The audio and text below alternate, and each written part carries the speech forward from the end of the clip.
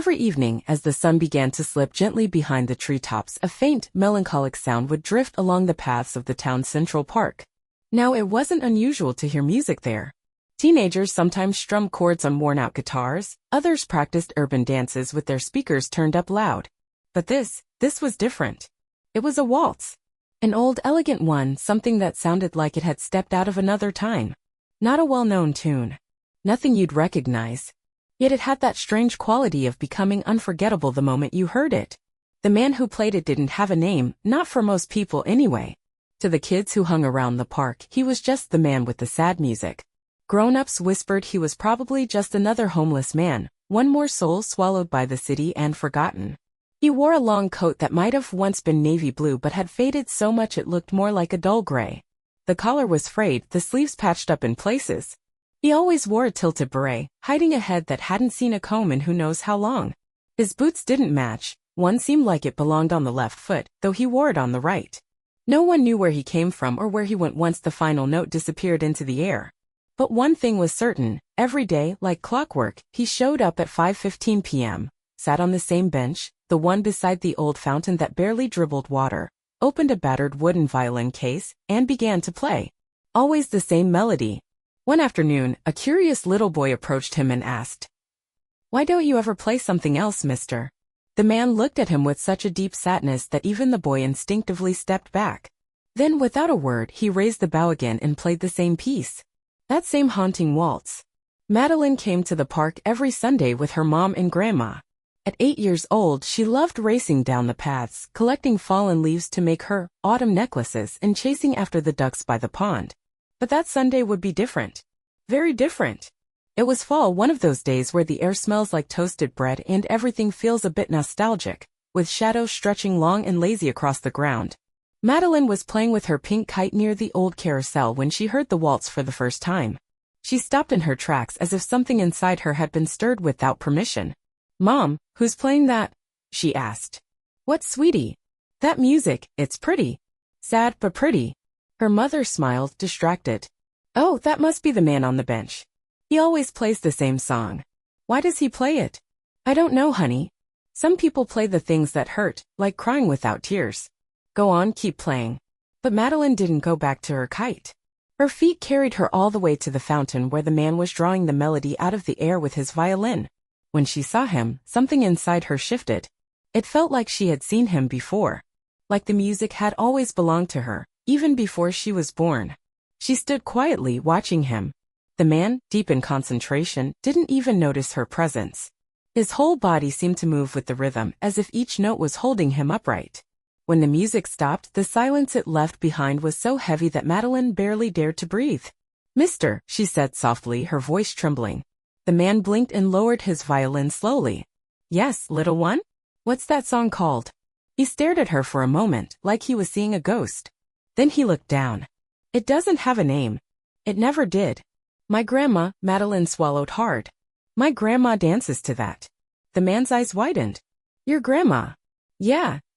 I'm sure of it. She hums it in her sleep. Sometimes she sings it really softly, like it's coming from her soul." The man felt his heart skip a beat. "What's your grandma's name?" "Grace. Grace Whitaker. Her hair's white like powdered sugar." The man laid the violin across his lap. His eyes shimmered with a complicated emotion, something between joy, fear, and deep, aching sorrow. "Grace sings that waltz?" "Yes. Sometimes it makes her cry.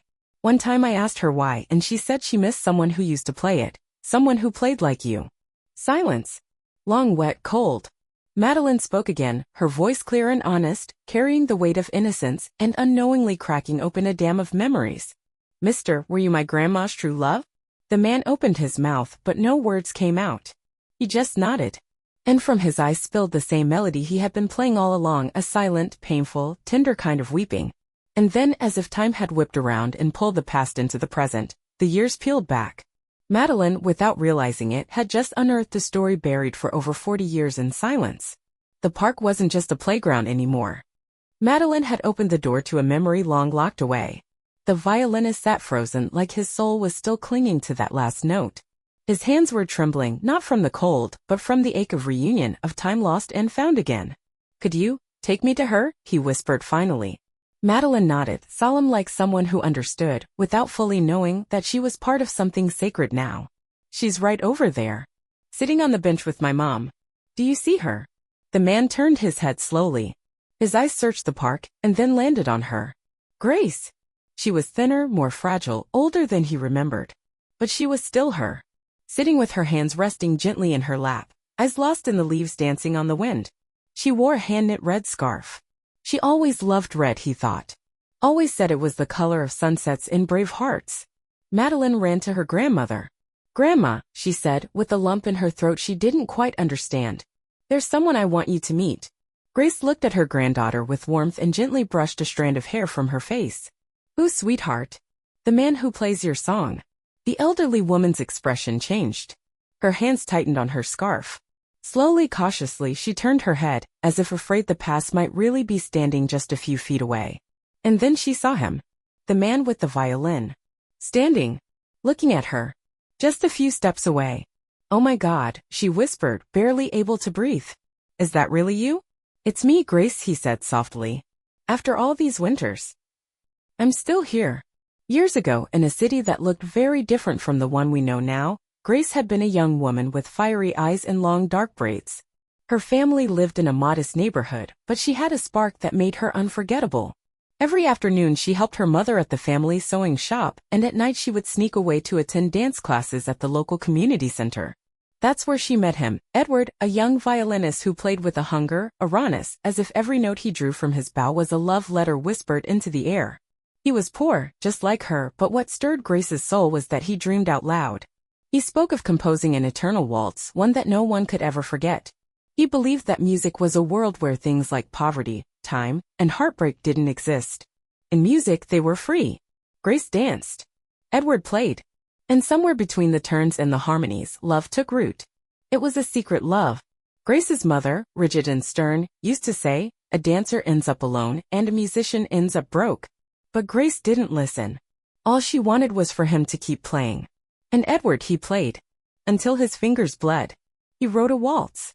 One that was born in his small kitchen with steam on the windows and the scent of rice in the air. He called it Waltz for Grace. He only played it for her. And she was the only one who ever danced to it. Then one night, Grace didn't show up for rehearsal. Not the next night either. In a panic, Edward went looking for her. But the house was empty. Neighbors said her mother had taken her to the countryside to stay with distant relatives to keep her away from bad influences. Weeks passed. Then months. Then years. Edward never played anything else again.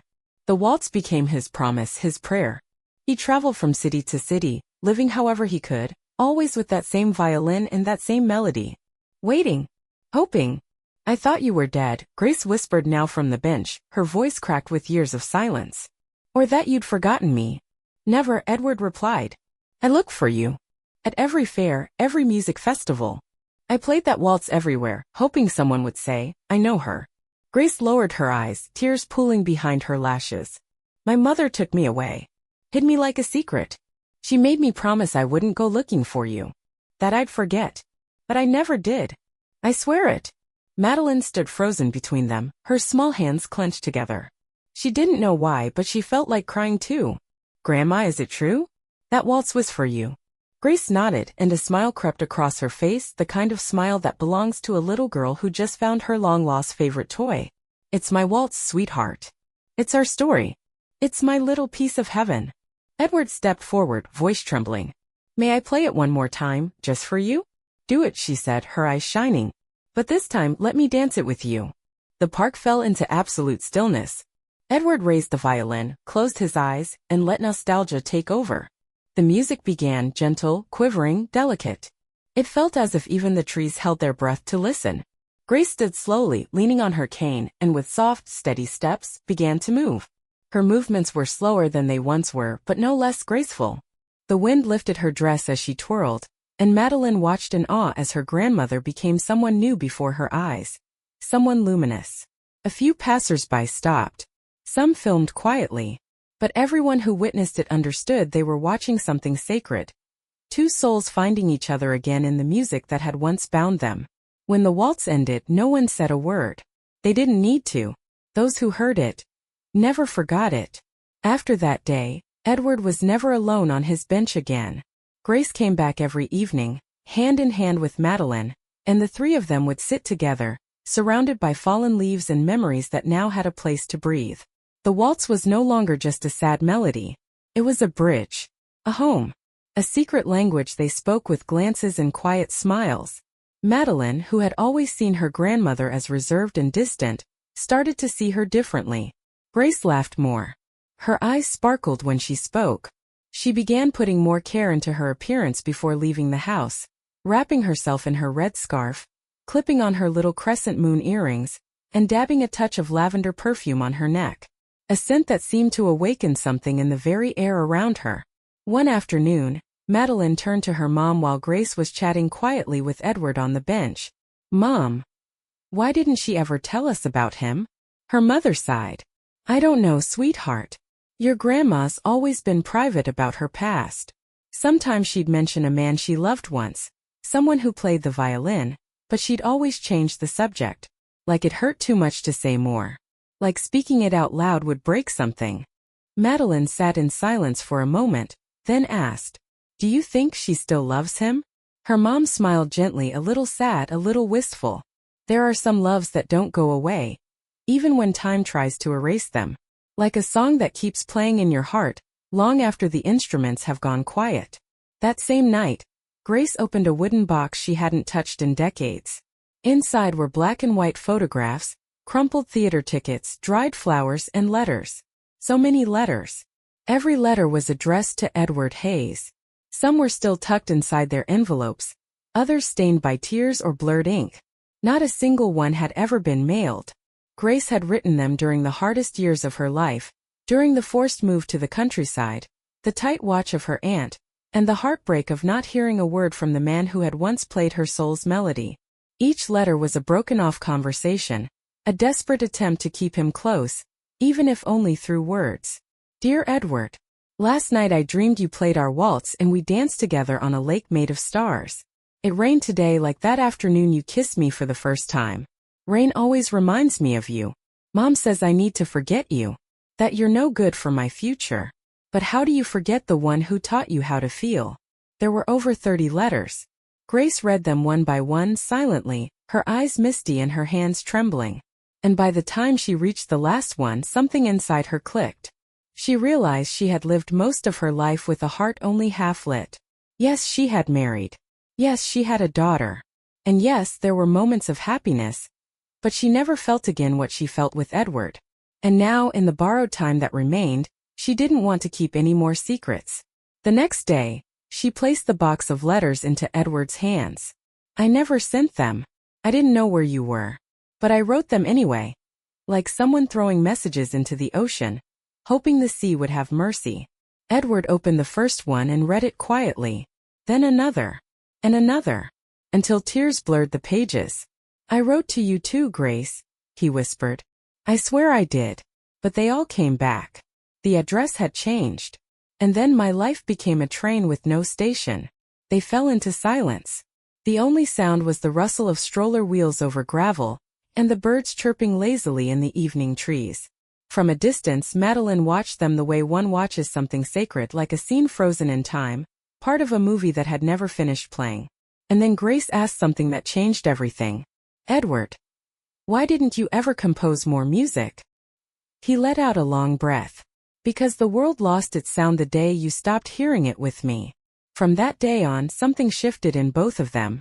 Edward began playing again, not just the waltz but new music. He carried an old notebook where he scribbled melodies, lyrics, fragments of inspiration. Grace, on her part, found her old dance shoes, miraculously still tucked away in a box in the attic, and began practicing again, slowly, in her living room. Madeline would peek in through the cracked door and smile, saying nothing. Their days filled with new music. And on Sundays, the whole family would gather in the park with a picnic blanket, snacks, and open hearts, ready to listen.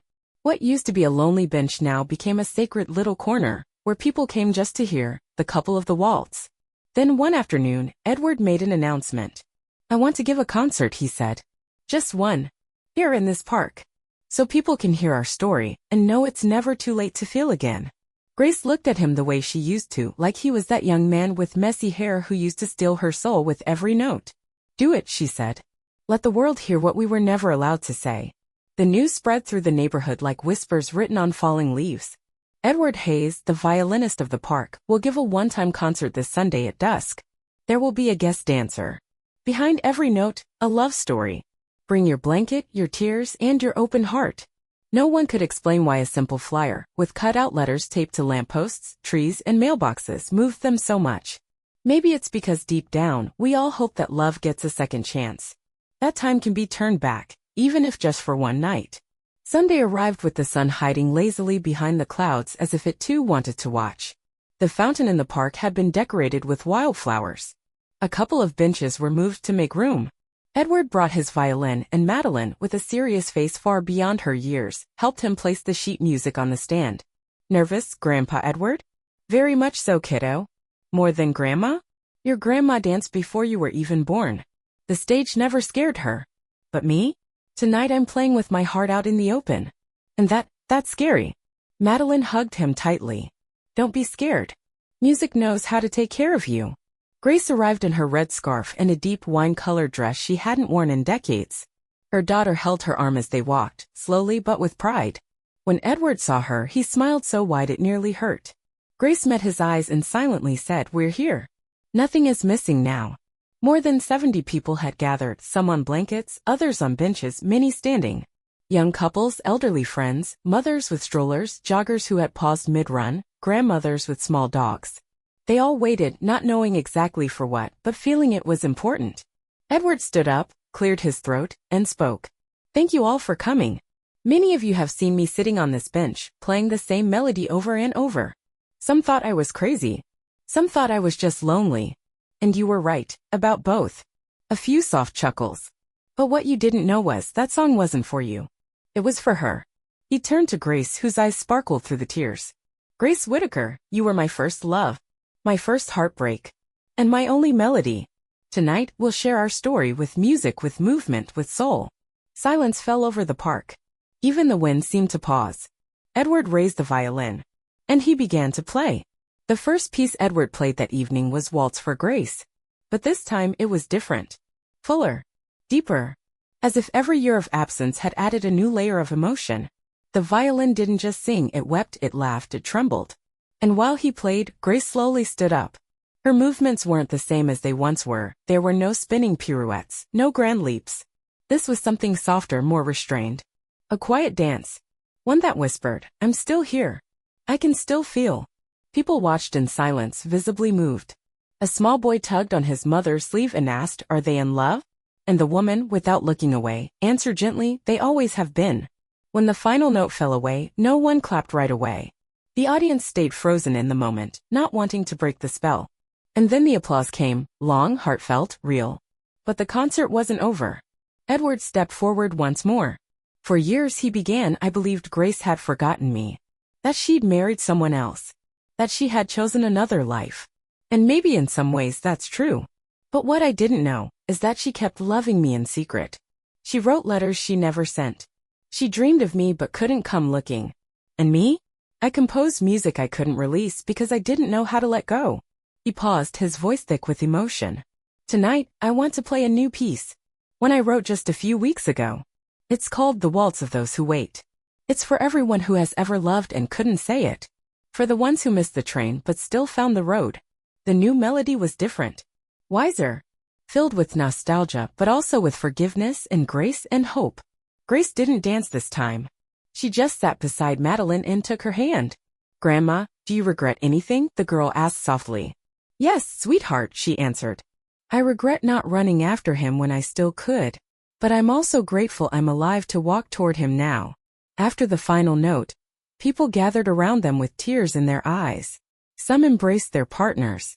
Others stared up at the sky. But all of them, in some quiet way, felt more human than before. Later that evening, as Edward packed away his violin and Madeline coiled the borrowed speaker cables, a woman approached. She wore her hair pulled back, carried a folder, and had the look of someone who meant business. Excuse me, she asked. Are you Edward Hayes? Yes, is something wrong? I'm from the Municipal Conservatory, she said. I was in the audience tonight. Hearing you play was a revelation. I don't know how we never knew of you. Would you consider teaching a composition class? Or perhaps recording some of your pieces? Edward blinked, stunned. I thought it was too late for that. The woman smiled warmly. It's never too late. Not if the music's still playing. The days that followed were strange, and a little magical. Edward stopped being the man with the violin on the bench. Neighbors started greeting him by name.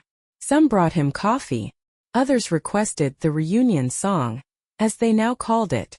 Children didn't shy away from him anymore. In fact, they came up to him, eager to learn how to hold a bow or pluck a string.